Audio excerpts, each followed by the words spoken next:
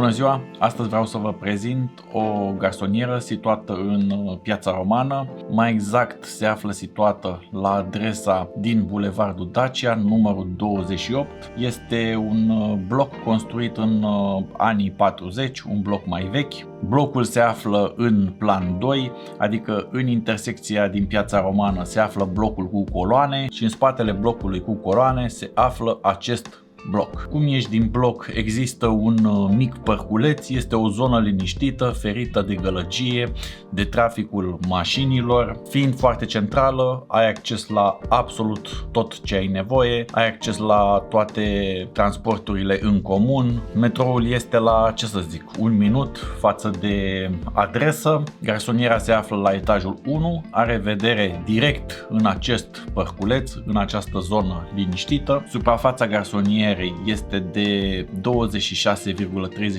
metri pătrați utili. Este o garsonieră destul de mare, foarte bine împărțită, utilată, ai înăuntru cam absolut tot ce ai nevoie. Cheltuielile de întreținere sunt destul de mici, având în vedere că suprafața nu este foarte mare. În fața blocului există și posibilitatea de a parca mașina. Dacă sunteți interesați, o să las mai jos o adresă de e-mail în cazul în care vreți mai multe detalii, sau dacă sunteți interesați, vă las un număr de telefon la care puteți suna și programa o vizionare.